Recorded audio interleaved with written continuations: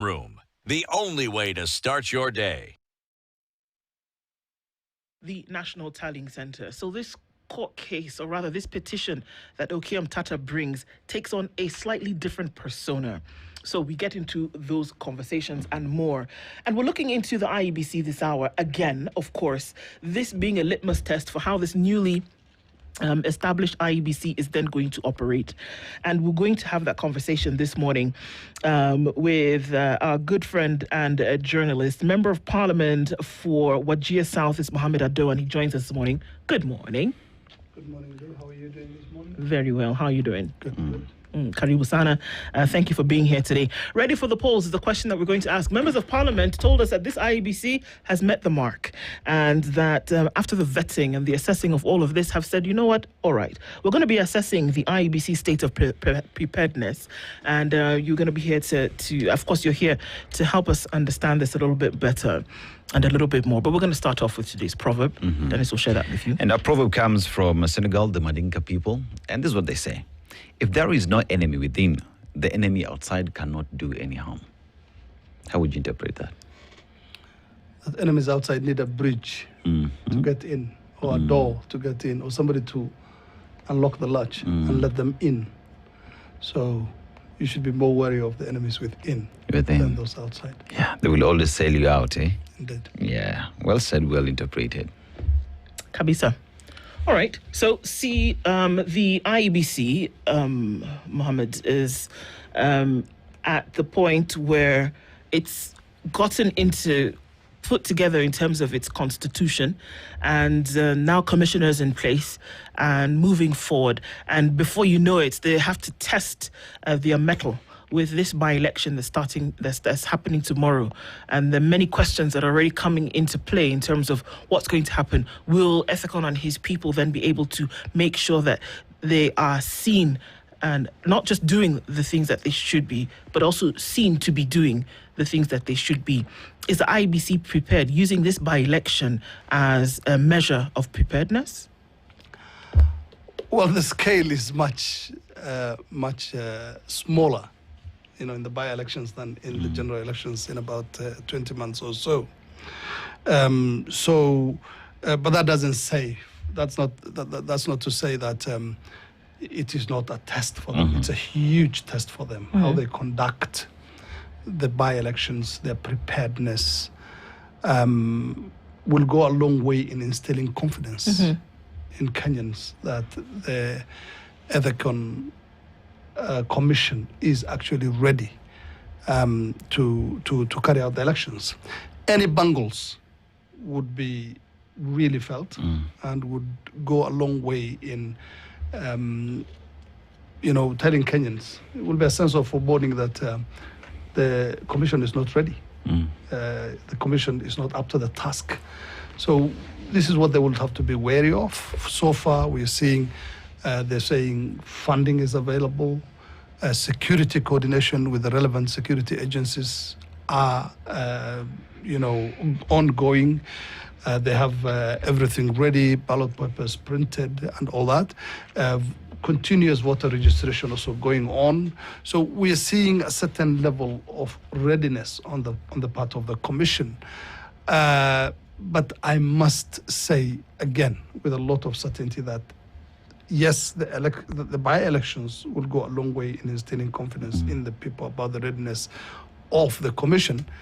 But we are walking into the elections with a lot of problems. For example, the voter identification and transmission kits need to be upgraded as they are, the ones that they have right now, and the Commission has said it openly, are obsolete and would not work for them. So they need new kits, the KIMS kits. And then we're also going into this election with obsolete maps when it comes to the boundaries of constituencies and wards.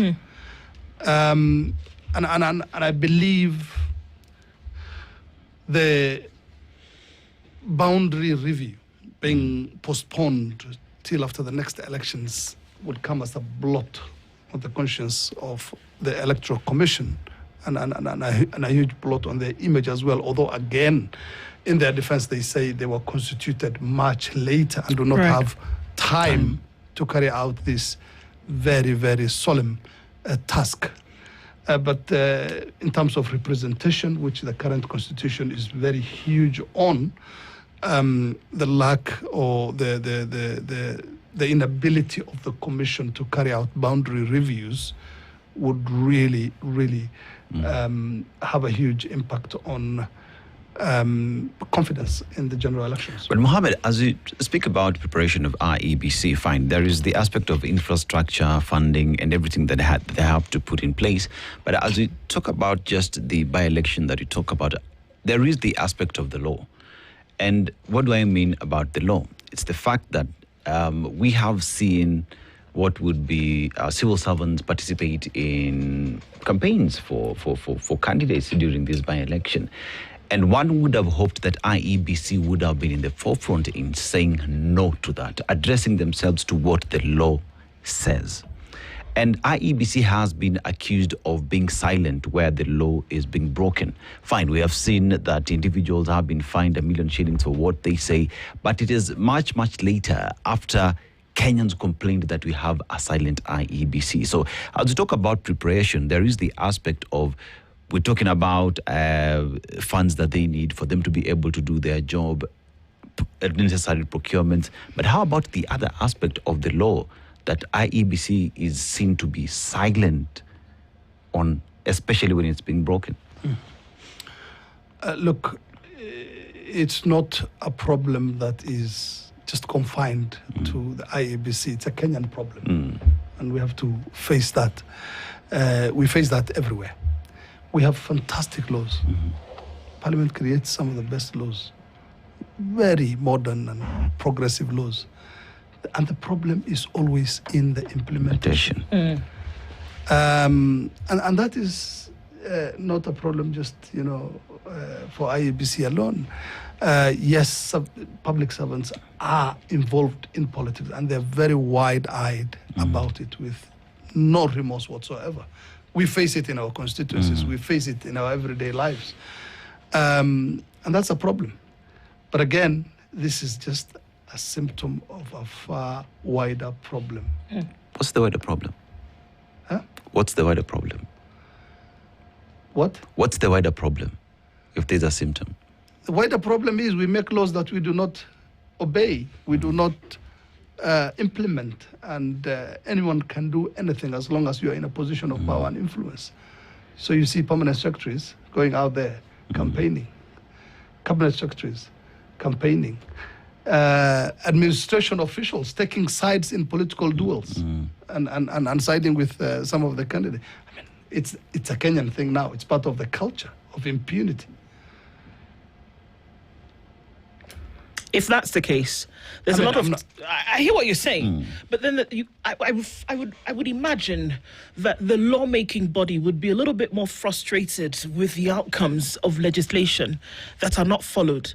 That if you spend time and putting your heads together, coming up with the legislation that needs to then be followed for the guiding of the nation, and then you find that this legislation is not being adhered to, that the law essentially is not being followed, that resources have been spent to allow these processes to take place, and then they're not followed, I would expect that these same legislators would be up in arms, or that you would call special sessions, or that you would raise alarm and say, come on, guys, we're not following this. The politicians you're talking about? Yes. Parliament? Absolutely. You're the same people who make the law, Mohammed. You're the same people who make the law. And then you don't follow the law. So why did you make it in the first place? Why spend the resources? Oversight is a big joke in this country, and you know that. You should know that by now. I mean, look, I came into politics, as idealistic as ever, and you come and meet these things, and you raise an eyebrow today, tomorrow, slowly turns into frustration, and then suddenly you have to accept it because nobody else around you is concerned, and that's a huge problem. How much hate speech are on our airwaves? Even as of yesterday. I'm telling you. How much? What is the work of the National Cohesion and Integration Commission? How many people do you see being dragged to court? Let's talk about corruption. What is being done about the massive corruption everywhere? I mean, it's become part of our culture. So impunity. And that is what the civil servants are waging. I mean, yes, the law is clear. Spirit of the law is very clear. Yeah. You have broken the law. But who cares? Should IEBC be concerned that as we talk about just general election, because many look at these by-elections as a recipe for what will happen in 2027. And with everything that is happening, the law being broken, civil servants participating in politics against the law, and IEBC is seated there, should they be concerned that these would then lead towards the 2027 elections and a doubt would be cast on them? And if they are concerned, how should they go about it? I mean, I think this is one of the many factors, many issues that contribute to disputes at our elections every season. That's why we have disputed elections every time. And again, I think this time more than ever before, we're being prepared. We're being prepared for disputed elections. And the opposition are doing a good job at that, telling us this is a one-term government, it's going to be one term, and we've been indoctrinated already. You know, so many of us have fallen into that thinking that, you know, there's no other way. It's going to be just like that. To the extent people are vowing that if I don't do that, if I don't make that happen, then I'm going to quit politics, I'm going to do this and all that. Look, nobody is a saint on both sides of the aisle. We need to get our act together. We need to respect the law. Stop impunity, and think about a better Kenya than the one we have. And it starts with each and every one of us. Until that personal responsibility is felt, principal secretaries will continue campaigning in constituencies while in office. CSS will be singing the praise of whoever they want. I don't even know how you do it, because you sit in Parliament, for example, during sessions of Parliament, and the Speaker of the National Assembly, who essentially is supposed to call things to order, who is supposed to then ensure that legislation and debates then are running possibly, is a governmental position. From state officials. Absolutely, state officials. So it would be difficult, I would imagine, because I want to understand, Mohammed, how you do this. You know, we're speaking as fellow journalists, but we're also speaking as friends, but also speaking to you as a member of Parliament. How would you do it? Can you see yourself, for example, calling Moses Wetangula, who is the Speaker of the National Assembly, to order when it comes to political affiliations that he has taken in the public arena, and it is contrary to the laws of conduct and the position he holds? Can you do that? Is it possible for you, as Mohammed Adow, to sit in Parliament today and say, actually, you know what, call to order, Mr. Speaker, sir? I can and will do it. And I believe that is not the remit of the Speaker of the National Assembly. No doubt about it. Shouldn't be doing that. Colleagues in Parliament have done that, called him out loud. They've done it in the media. But again, it continues. This is the thing, and because that's why we ask the questions that we do and have this conversation around IEBC today and other things in terms of its preparedness.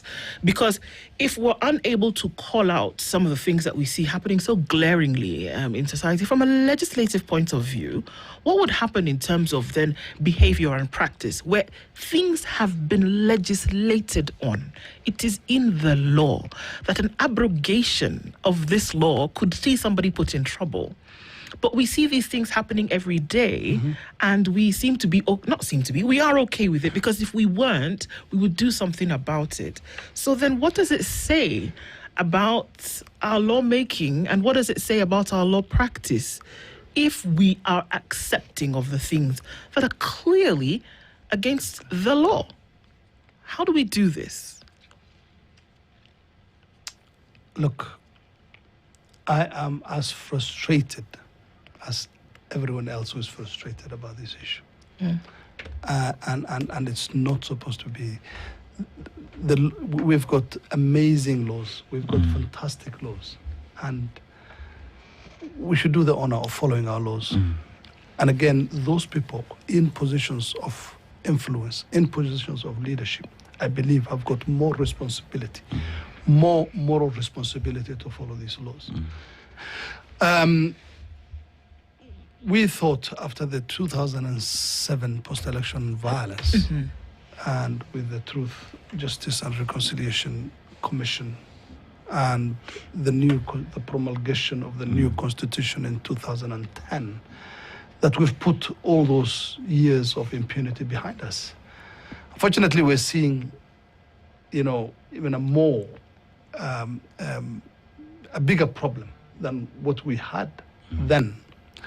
And it all says something about the national culture.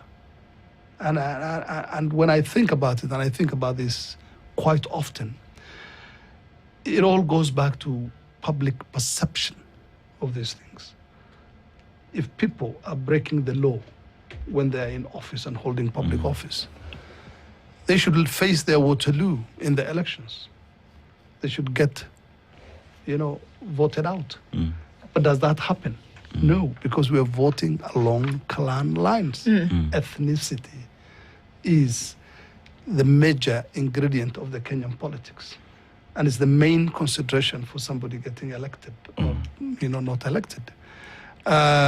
When we are talking about, the outcomes of elections, we always sum it up by looking at, that community, who is it supporting? That community is with this person. Until we change that and we think in unison as Kenyans and think about what is good for our collective our collective being as Kenyans and as a nation, as long as we continue drawing in different directions, you will have this impunity. You will have the flouting of the law. You will have big men who you can't have any say about what they do, however illegal and unlawful it is. And that is the culture we're building and passing on to the generations to come. You see, and that is the danger. It's not just a problem for this generation. It's going to be even a bigger problem for the generations to come.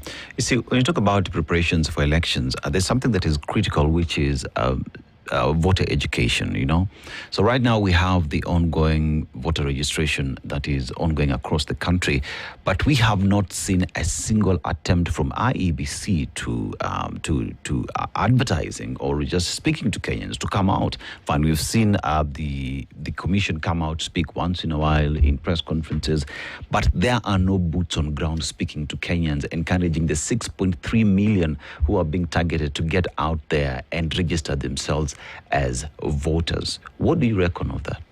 I mean, we've seen the big billboards with big pictures of politicians. Yes, politicians. To vote. Politicians. They're not enough. But the role is IEBC's. I'm saying that in jest. Listen, yes, the role is IEBC's, and I think it should go beyond asking people to come and register. It should go as far as educating Kenyans about the power of that vote. I feel sad when and I've covered every election in Kenya since 1997, except the last one, which I was an active participant and I was running for office. So when you see crowds of voters standing outside polling stations, waiting for someone to buy their vote, it really hits me because, and this is what I've been telling my constituents during the time I was campaigning. Don't sell your vote. Your vote is about the future. Your future, the future of your son, the future of your daughter, and your well-being.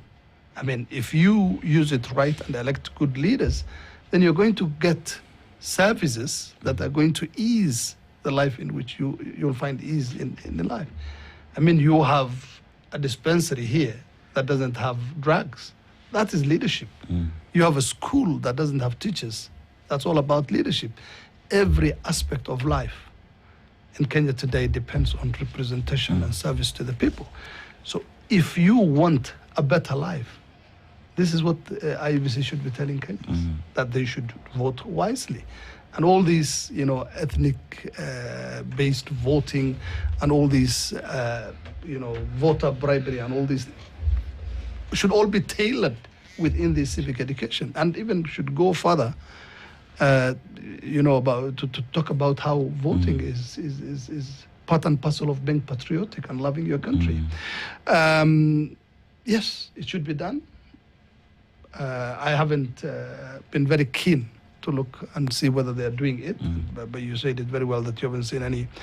I believe voter education should be a huge component of the preparations for the next election, and a huge one at that. Yeah. When we hear the things that we do, or we look into conversations that are currently happening, especially tomorrow seems to be the word dress rehearsal has been used quite often today, and a couple of days, that it will show whether the IEBC is really worth its mettle in terms of what then it will be able to do tomorrow. And that it's carrying out of an election, but then also dependent on what happens through, it could then turn out also to be an indictment on a decision that was made to bring in this set of people to do this work. Do we put too much pressure or too much attention on this body when it comes to elections? Because even before anything, we've already started saying IEBC complacent here, IEBC this, that. Do we put too much pressure on this body, or do we not put enough? Look, we have made our elections into a matter of life and death.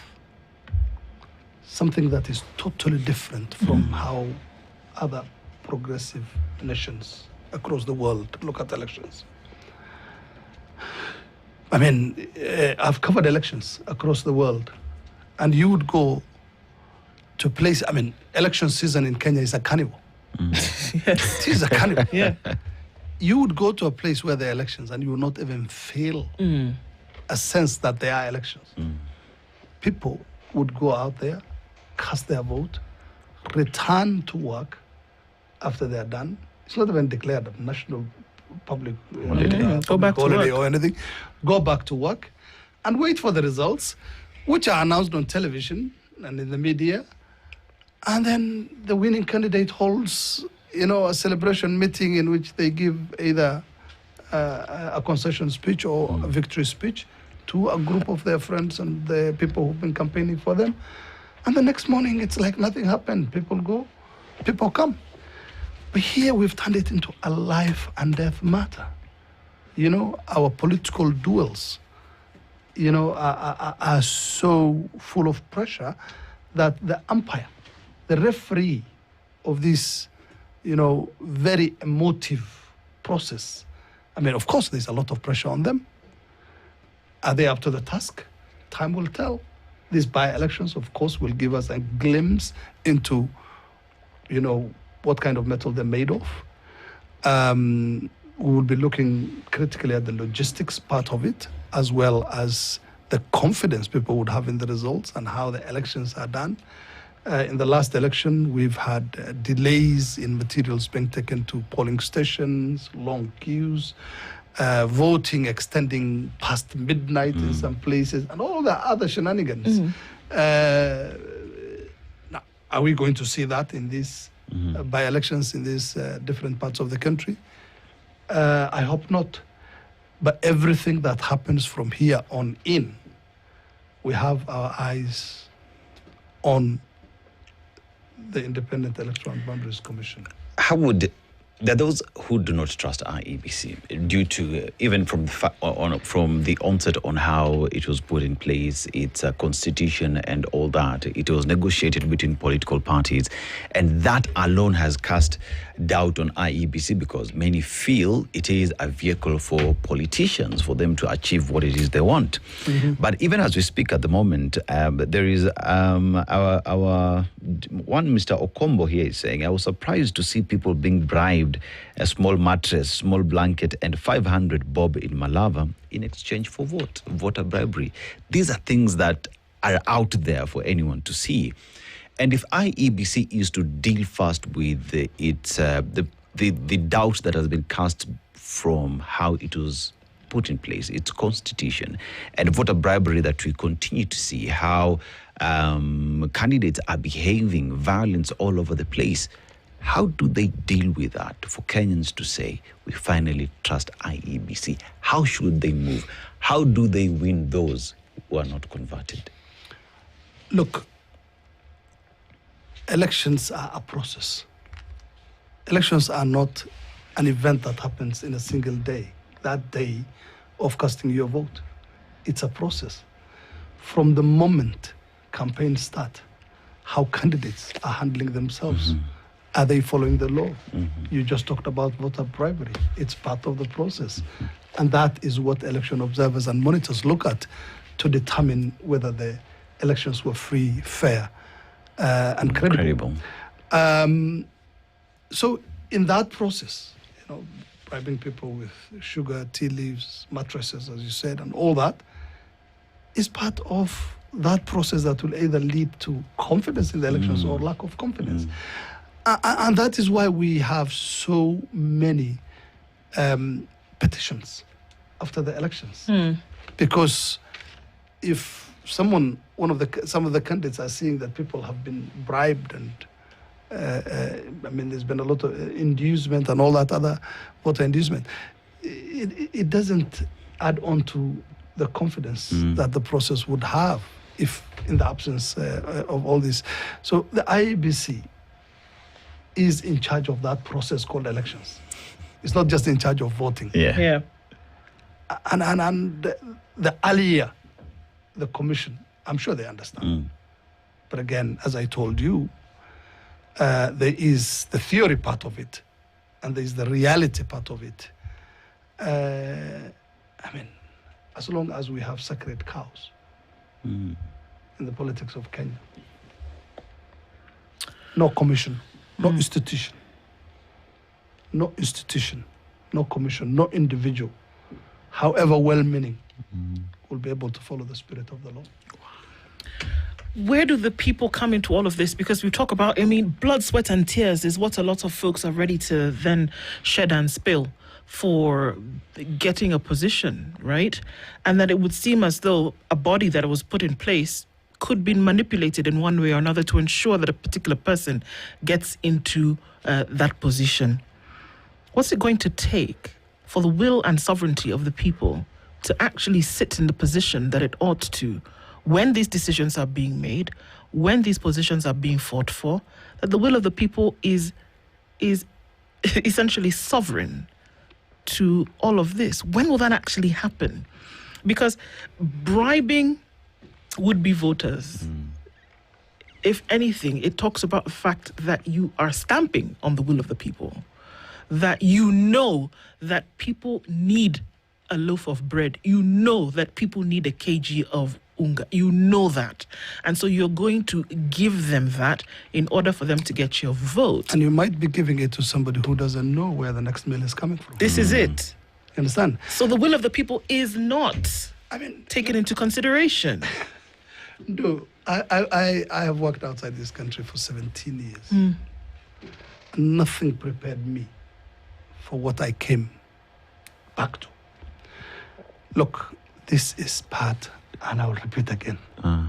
All this, you're just talking about the symptoms of a far greater ailment. Impunity stems from the culture. And that's our national culture now, corruption. The end justifies the means.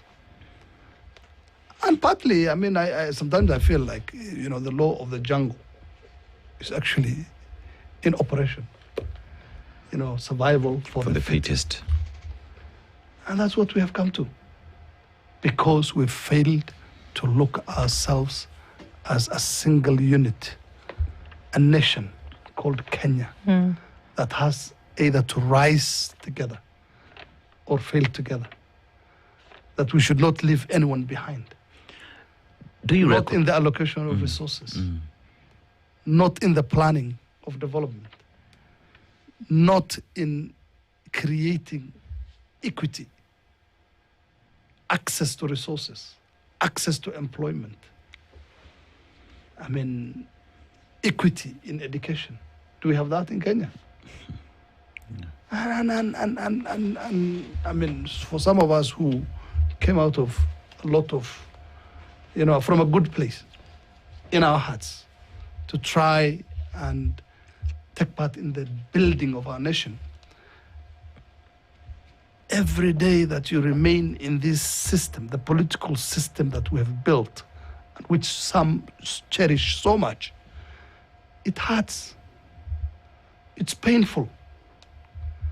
But again, we can only continue to struggle, hoping that something would give and that the Kenya we deserve is around the corner. I believe the Kenya we deserve is around the corner. How? And honestly, how? With who? Even in those that you like to criticize, Yes. even in the ones that you think they are doing bad or are breaking a certain law, sometimes I see things that I can applaud. So we are all struggling in different directions, but we are not having enough dialogue to say, hey guys, everyone is struggling in his own direction. That's not the way to go. Because some of the greed that you see, for example, in politics, the greed, the sheer greed, is because of a system. That's how you come into, and I'm talking here like a journalist, because I'm not holding back. Yeah. It's a system. Do you reckon? To survive, you have to play it a certain way. It's up to you whether Yes. you choose to join or not? or not. But again, that is the system. Do you reckon that part of this system are Kenyans, that we have And allowed I was ourselves about to be to say, bribed? the public are not exonerated of blame in the creation of this system. Of this system? Which brings me to the question then. Do you reckon that as a people, as Kenyans, we have allowed ourselves to be part of the system in the sense that when a member of parliament or a would-be candidate understands what it is you need, that, like you've said, a person who's being given a kg of unga perhaps does not know where the next meal is going to come from. Yes. And from that as Kenyans, we have been indoctrinated into the system that we do not see our role in creating that system, and that if we fix ourselves as Kenyans and say no to bribery, that we allow our sovereignty to practice our sovereignty at the ballot and get that leader that will serve us right, perhaps even the agencies that have been put in place will have no option but to play by the rules. You reckon? Absolutely. I don't need to add anything. You explained it there so well that we've failed to think as Kenyans, and we're thinking as individuals. And I don't blame the public, because I'm not blaming anybody here. The people have been reduced to that. Those who are taking advantage of the destitution, the hopelessness, and the debilitating poverty some Kenyans are living in. You cannot be idealist when your stomach is empty. You have to be a realist. So that 2 kgs is going to feed your children who are not going to eat your idealism. So that continues to be an indictment on a system, or you're using that word again, that is already failing. Rigged. In its responsibility to ensure that the people of a nation are not in a position so desperate that they essentially will sell their birthright for 2 kgs of unga. This is what we're talking about. And how lower can you go? Because we know that there is a requirement by the laws of the land to make sure that food in the bellies of Kenyans is a given. That you should be able to eat, that you should then be able to have shelter, that you should be able to educate your children, that you should not be in a situation so desperate that when you weigh right against food, that you have to choose. And I think that's what we've done. that we've created a system so bastardized that we have to decide that should I choose what is right or wrong, or should I choose to eat that day, to live that day? That's how bad it is. That's where we are at. Is it too late to fix it? No. There's always hope. No. And honestly, I see a great number of leaders out there, honest to God and trying to make a change. Kenyans are fond of lumping together all those politicians and just call them politicians. There are people out there who want to bring about change in Kenya, but they're not getting the right level of support. Because, again, playing it right means you're lacking much of what you need to succeed to the point where you can make an impact when it comes to changing the system. Power belongs to the people. And unless the people realize their power and demand the change that this country so much needs, then we will be living a very bad situation for the generations to come. This election that's taking place tomorrow, this by-election actually that's taking place tomorrow, it seems to be a little bit more than a by-election, but that the influencers that would be are using this as or as match day to then be able to determine their position in the standings moving forward. Is it just that? Or is it more than that? Is it just a by-election, Mohammed?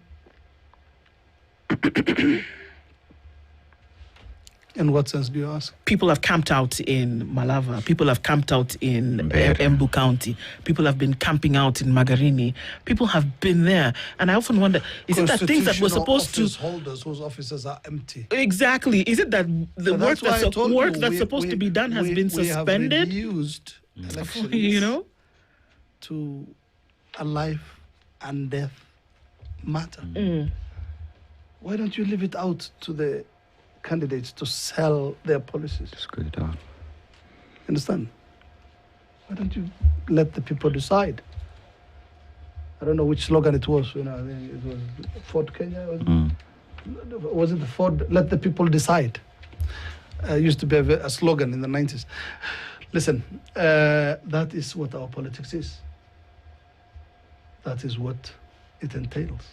You have to come out strong so that people see you're strong and you have won, so that you win the next duel based on the fact that you emerged. You remember the Orange Democratic Movement and where it emerged from? Winning the constitutional referendum, right? Culture of, the winner takes it all. If you win this, you would look good in the eyes of the people. That's how it's going to be. You are in the political space, and if you look at what is happening, even in the by-election, seems as if it's a do or die situation. Is it? Is it that bad that people will have to fight it out, that we see Kenyans 3 dead in Kasipul simply because people have to get to political office? How many people knew Charles Ongondo Were? The MP, the former MP, the late, my very good friend. Actually, we were in a committee together. Great guy. How many people knew him before this election? Well, because our politics is turning into showbiz. Yeah. It's entertainment, by any other name. And even if it's entertainment, if it's I have to be there, one would ask the question, at what point does Mwananchi then become front and center, even when we are fighting for these positions? Like you said, we've taken advantage of those who are in desperate need to educate, to eat, to get shelter.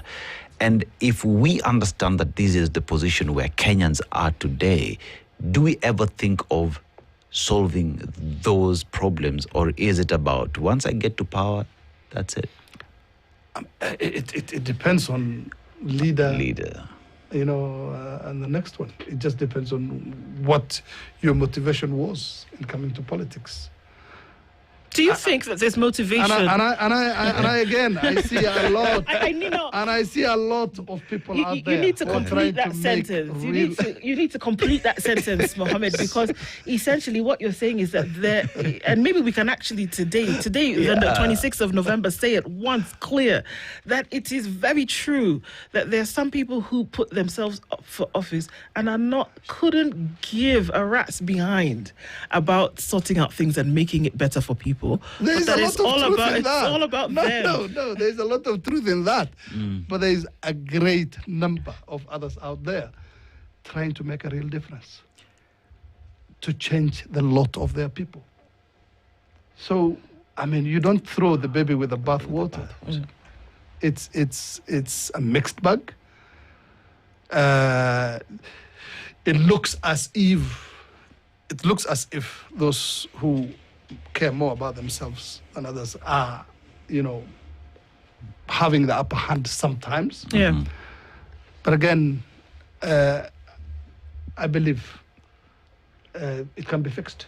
So what, in everything that we do, I believe that it should be progressive in terms of, getting from one place to another where the other place is better. That we often want to do this blame game where we say, well, it's the politician's fault for bribing the people, or it's the people's fault for expecting something from the politician, that if the people didn't ask, the politician wouldn't give. Then on the other side, well, if the politician didn't offer it up because they knew that they were not worth their, the metal, that they wouldn't offer it. Chicken egg situation. That the people who are asking for these bribes are actually not poor. They're not hungry. That they just want to see. You could say that too. And you want to see if this person is actually going to give you something on that day for you to even hear what they say. Or that, I'm going to take the 2 kgs of unga, but I'm not going to vote for you. All of these scenarios, while different, could all be true at the same time. But that these are symptoms of a system whereby we have not presented enough of a situation where we see things working right for people to understand their options. Whose responsibility is that? Is it collective? If so, whose is it? We, the public of Kenya, I'd say, because at the end of the day, Kenya belongs to all of us. This is our country. Do you have a spare country? Do. Me? Yes. Yes, actually. We don't. But I mean, We don't. We don't.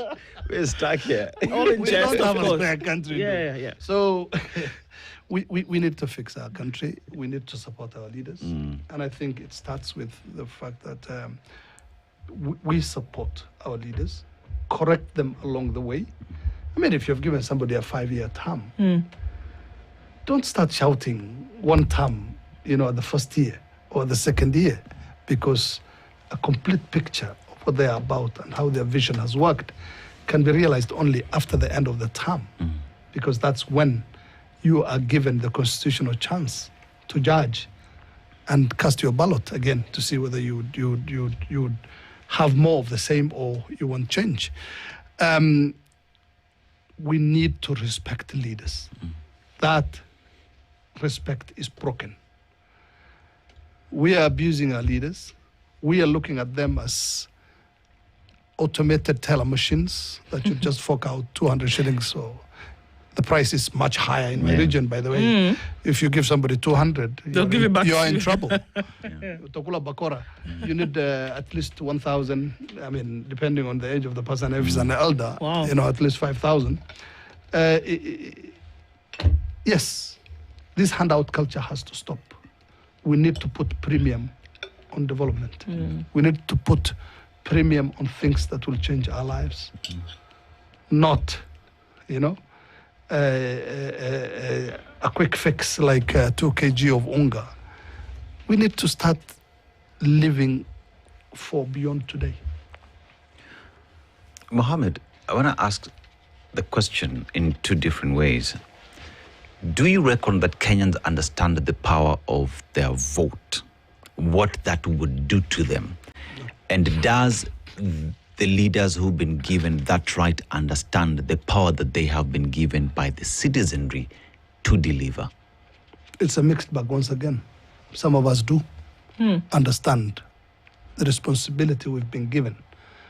I mean, in my constituency, for example, the poverty in some places is so debilitating. And we're not just talking about poverty, we're talking about existential issues, like people not having water for 60 years, not running water. The people have to drink water from ponds, which are also accessed by livestock. And yet there are governments in place, county governments for... And the county government is a recent phenomenon. I'm talking about government since independence. And nothing, nobody paid attention. 45 years without any water, 33 years without water, 29 years without water. Communities who have lived and were accessing water from the same water hole as their livestock. Water that's not fit for human consumption. That's what we're talking about. We're talking about kids learning under trees because they don't have classrooms and have to sit on the floor. And this is a current reality. It is. We're trying to change that, one day at a time. But it is a reality. And for most parts of northern Kenya, you've seen all, the schools in Turkana under a tree with a blackboard, leaning under an acacia tree, and the teacher teaching half-naked children. That is, and we're talking about universal education. We're talking about universal access to healthcare. I mean, these are just words being bandied around, but the reality, some of us are trying to change that. And I believe a good number of Kenyan leaders mean well and want to change that. But again, the public are so, stuck in these existential problems that they've learned to live for the day. Pushed to live for the day. Indoctrinated to live for the day. Conditioned to live for the day. Because they don't know where the next meal is coming from. Until we start bearing in mind the debilitating conditions in which some Kenyan communities are living under. And the imbalance in resource allocation and sharing of the national cake. There are communities in some parts of the country who have never seen a tarmac road. So communities are seeing for the first time now.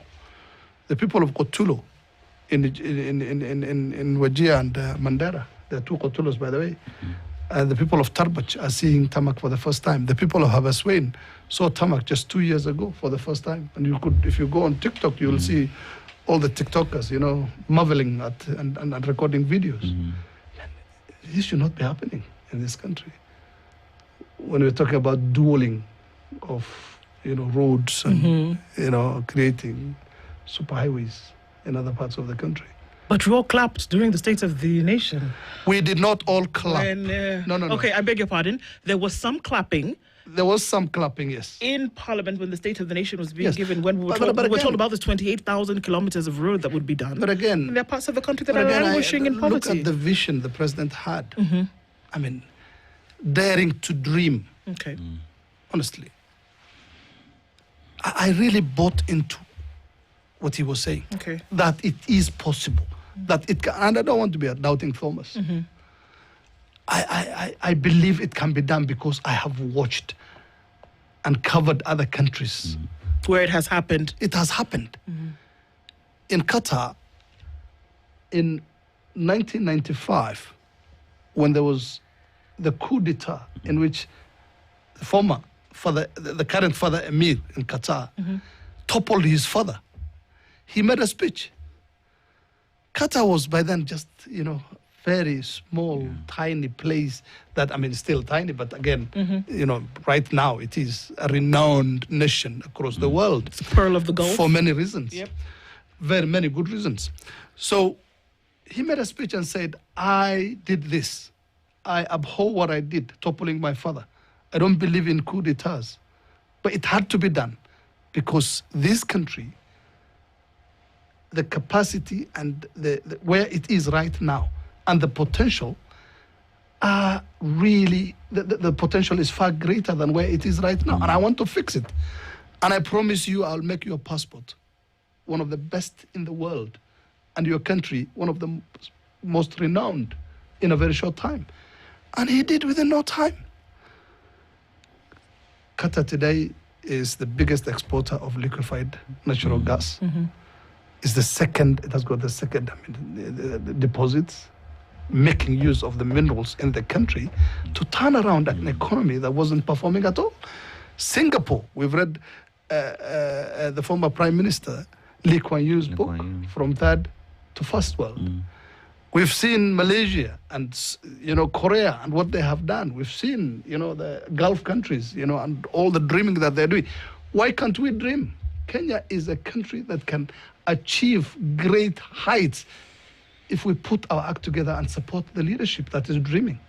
But again, we also have to point out what is going to be an obstacle for the leadership along the way, which is why I pointed out as soon as I came out of Parliament, and I said, look, Mr. President, you're doing fantastic. I really like your idea, but first deal with corruption, because that is going to waylay you. That's true, for sure.